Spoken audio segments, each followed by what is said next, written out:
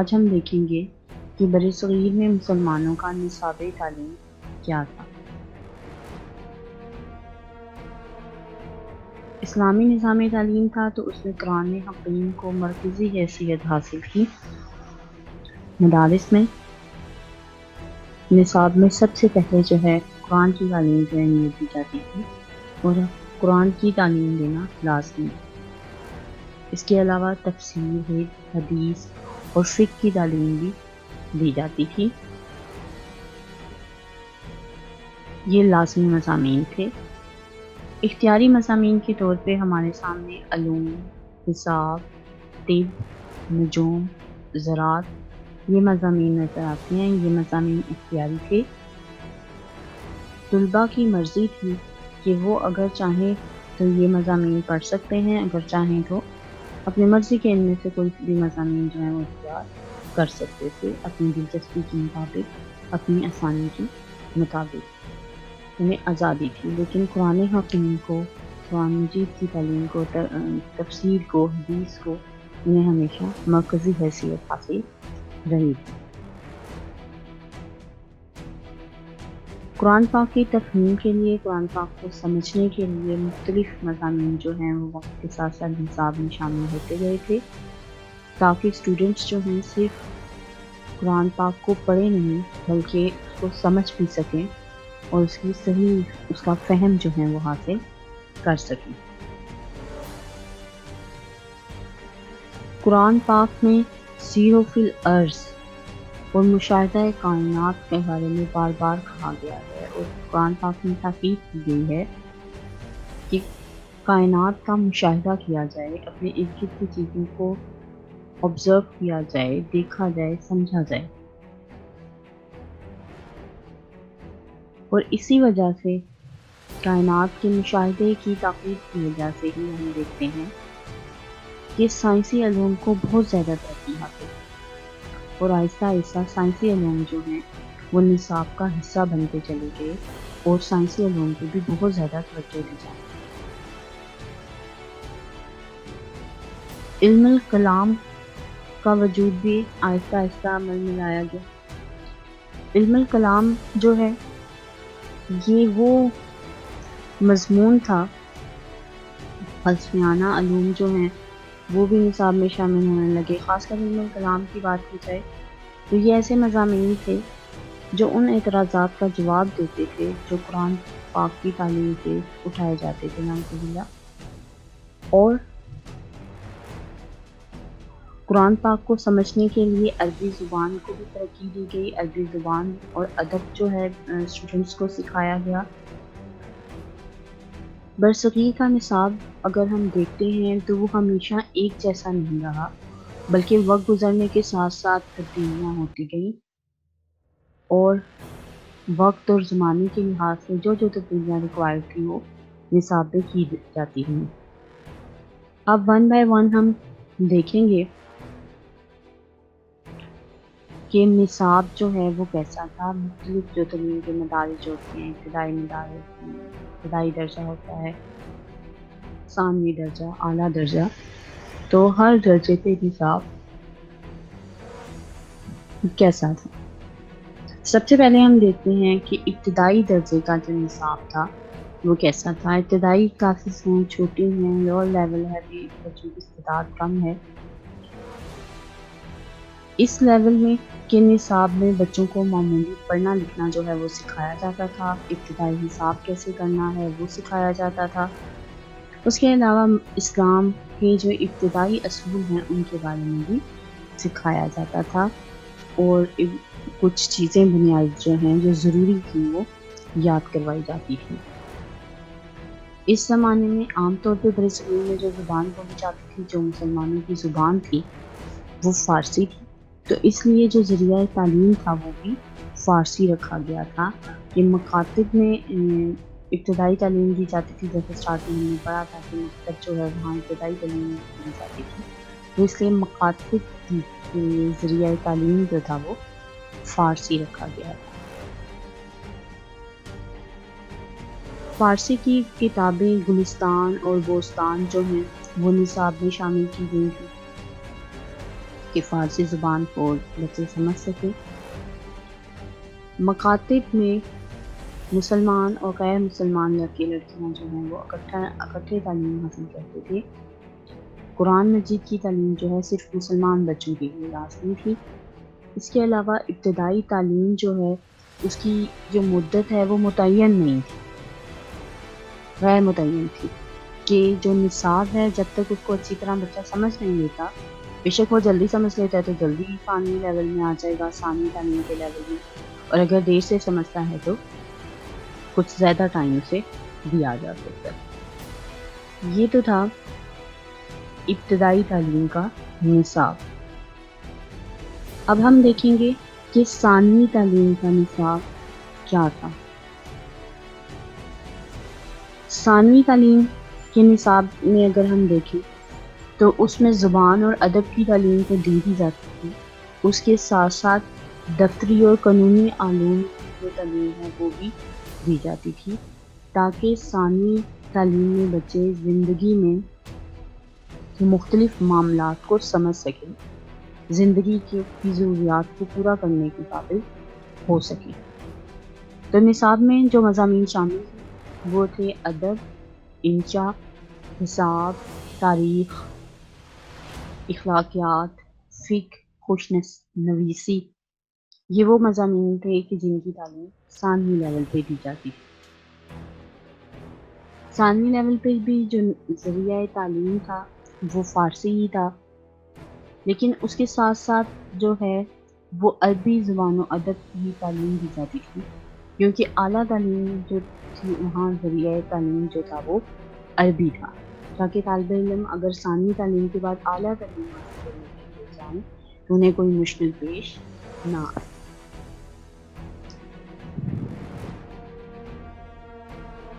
ثانوی درجے کی ایک اور خاصیت یہ تھی کہ ثانوی تعلیم کے بعد جو طلباء ہیں وہ سرکاری ملازمت کے اہل ہو جاتے تھے، کہ ثانوی تعلیم کے بعد وہ سرکاری ملازمت اختیار کر سکتے تھے۔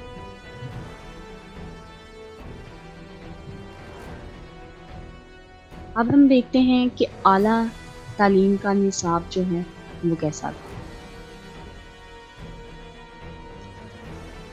اعلیٰ تعلیم میں جو مضامین پڑھائے جاتے تھے وہ عربی زبان و ادب، تفسیر، حدیث، فقہ، منطق، فلسفہ، علم الکلام، تصوف، علم حیت، یہ وہ مضامین ہیں جو اعلیٰ تعلیم کے نصاب میں شامل تھے، اور اعلیٰ سطح پر عربی کو جو ہے وہ ذریعہ تعلیم بنایا گیا۔ اعلیٰ تعلیم کے بعد جو ہیں طلباء کو ان کی قابلیت کے مطابق جو ہیں وہ پیشہ اختیار کرنے کی اجازت ہوتی تھی۔ زیادہ تر طلباء جو ہیں وہ قاضی کے عہدے پہ فائز ہوتے تھے، شاہی درباروں میں مختلف عہدے جو ہیں انہیں ملتے تھے، کیونکہ اعلیٰ تعلیم تھی، اچھے عہدوں پہ اسٹوڈنٹس جو ہیں وہ فائز ہوتے تھے۔ کچھ جو ہیں وہ درس و تدریس کے عہدے سے پیشے سے بھی منسلک ہوتے تھے۔ سب سے زیادہ جو عزت دی جاتی تھی ان طلباء کو دی جاتی تھی جو درس و تدریس کے پیشے سے منسلک ہوتے تھے۔ اگر ہم اعلیٰ تعلیم کے نصاب کی بات کریں تو اعلیٰ تعلیم کا جو نصاب ہے اس کے بھی ہمیں 3 ادوار نظر آتے ہیں، 3 مختلف ادوار تھے جس میں نصاب جو ہے وہ چینج ہوتا ہوا ہمیں نظر آتا ہے مختلف ادوار میں۔ پہلا دور جو ہے وہ اسلامی حکومت کے آغاز سے لے کے عہد اکبری سے قبل تک جو ہے وہ ہمیں نظر آتا ہے۔ دوسرا تھا وہ عہد اکبری سے درس نظامی کے آغاز تک ہمیں دوسرا دور نظر آتا ہے۔ تیسرا دور جو ہے وہ درس نظامی کا دور کہلاتا ہے۔ اب بات کرتے ہیں پہلے دور کی، جو مسلمانوں کے تعلیمی نظام کے آغاز سے لے کر عہد اکبری کے قبل تک کے عرصے تک محیط نظر آتا ہے۔ اس دور میں عربی زبان و ادب، تفسیر، حدیث، فقہ، منطق، کلام جیسے مضامین جو ہیں وہ نصاب میں شامل تھے، اور اس دور کے عرصے کی بات کی جائے تو یہ دور جو ہے 200 سال کے عرصے پہ محیط ہمیں نظر آتا ہے۔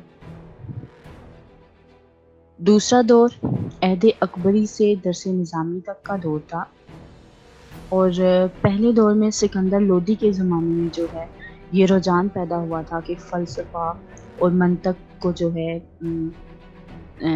ترقی دی جائے، اس کی طرف زیادہ جو ہے وہ توجہ کرائی جائے۔ تو یہی رجحان جو ہے دوسرے دور میں یہ رجحان جو ہے اسے مزید ترقی حاصل ہوئی تھی۔ عہد اکبری جو تھا یہ مذہبی آزادی کا دور تھا۔ اسی دور میں فتح اللہ شیرازی جو ہیں وہ اکبری دربار کے ساتھ منسلک ہوئے تھے، دربار کا حصہ بنے تھے، اور فتح اللہ شیرازی جو تھے انہیں عزد الملک کا خطاب جو ہے وہ دیا گیا تھا۔ فتح اللہ شیرازی جو ہیں جب وہ دربار کا حصہ بنے تو انہوں نے آگے نصاب میں کچھ تبدیلیاں کی، اور ان تبدیلیوں کو مسلم علماء نے قبول بھی کیا تھا، اور یہاں سے ہی دوسرے دور کی تبدیلیوں کا جو ہے وہ آغاز شروع ہوتا ہے۔ انہوں نے فلسفہ، منطق اور علم الکلام کی کتابیں جو پہلے سے اسٹوڈنٹ پڑھ رہے تھے اس میں مزید کتابوں کا اضافہ کیا تھا کہ یہ کتابیں بھی اعلیٰ تعلیم میں اسٹوڈنٹس کو پڑھنی چاہیے۔ اسی طرح منقولات سے معقولات کی طرف جو ہے رجحان زیادہ ہو گیا تھا۔ منقولات ایسے علوم جن میں سوچ و گزار کا زیادہ تعلق نہیں ہے، جس طرح وہ ہم تک پہنچے ہیں انہیں ایز جو ہے ان سے مستفید ہونا ہے، اور معقولات جس میں سوچ بچار غور و فکر کا جو ہے وہ زیادہ عمل دخل ہے۔ اسی طرح اس دور میں ایک اور نئے مضمون طب کا بھی اضافہ ہوا تھا۔ اب ہم بات کریں گے تیسرے دور کی جو کہ ہے درس نظامی۔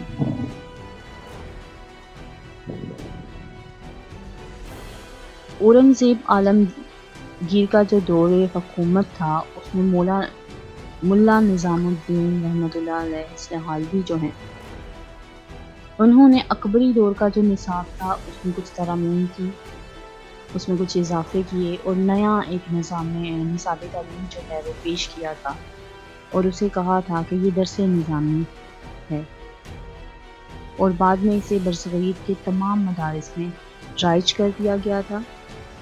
اس میں بھی منقولات کی بجائے زیادہ جو فوکس تھا وہ معقولات کی طرف مزید کی طرف تھا۔ مولا نظام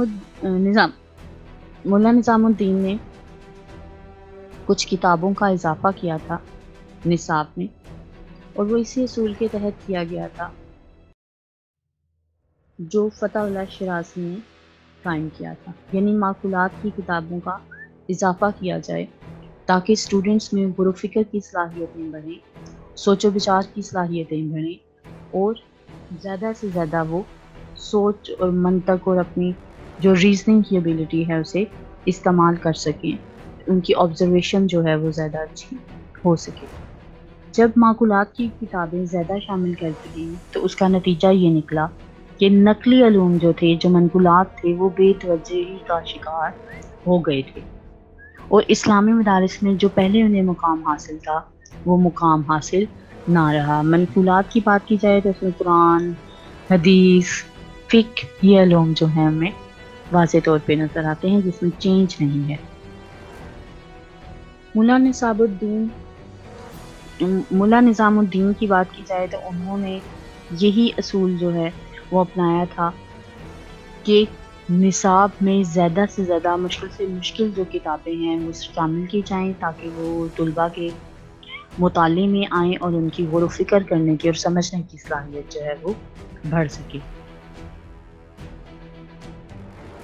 درس نظامی جب رائج ہوا تو جیسے پہلے بھی بات کی گئی کہ منقولات جو تھے وہ بے توجہی کا شکار ہو گئے تھے۔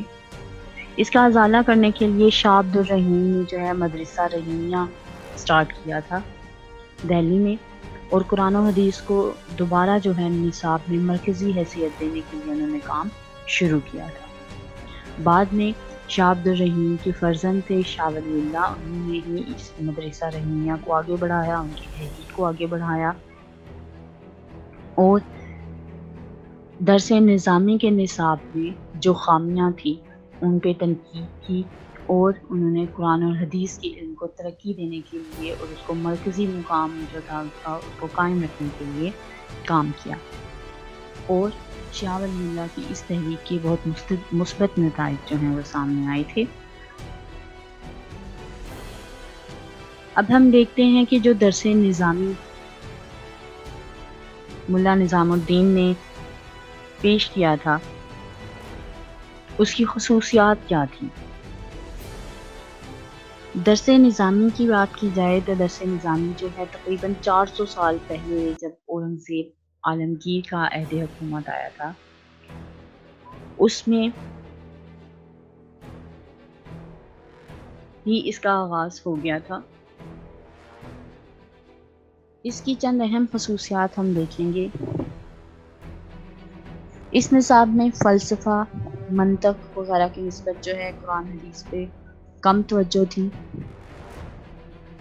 تاریخ اور جغرافیہ جیسے مضامین جو ہیں وہ نصاب میں شامل نہیں تھے، حالانکہ یہ ان کی اسٹڈی بہت اہم ہے۔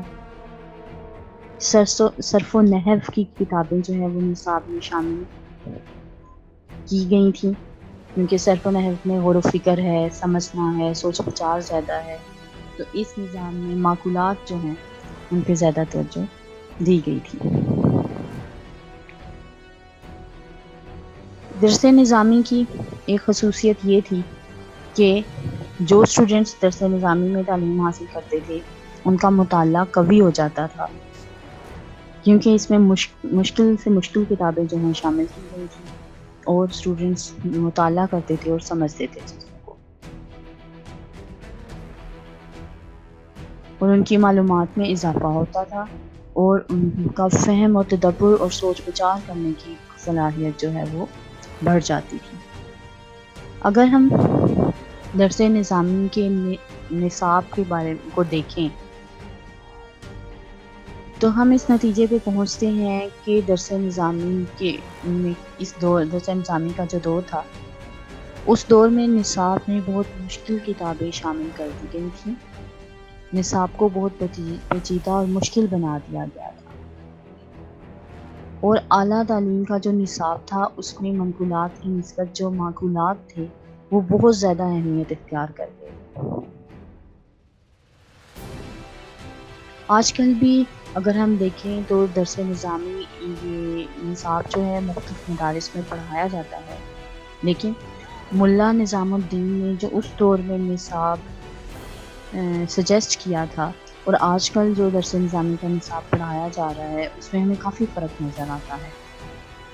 آج کل بہت سی ایسی کتابیں جو ہیں نصاب میں شامل کر لی گئی ہیں جو ملا نظام الدین کے عہد میں انہوں نے نصاب میں شامل نہیں کی تھی، اور بہت سی ایسی کتابیں ہمیں نظر آتی ہیں جو ملا نظام الدین کے دور میں نصاب میں شامل کی گئی تھیں لیکن آج وہ شامل نہیں کی گئی ہیں۔ یہ تبدیلیاں نئے دور کے تقاضوں کے مطابق اس نصاب کو بنانے کے لیے کی گئی تھی، لیکن آج بھی ہم دیکھتے ہیں کہ نیو مضامین جو ہیں، نئے مضامین جو ہیں وہ شامل کیے گئے نصاب میں، لیکن پھر بھی آج ہم دیکھتے ہیں کہ یہ نصاب جو ہے نئی دور کے جو تقاضے ہیں انہیں پورا کرتا ہوا نظر نہیں آتا ہے۔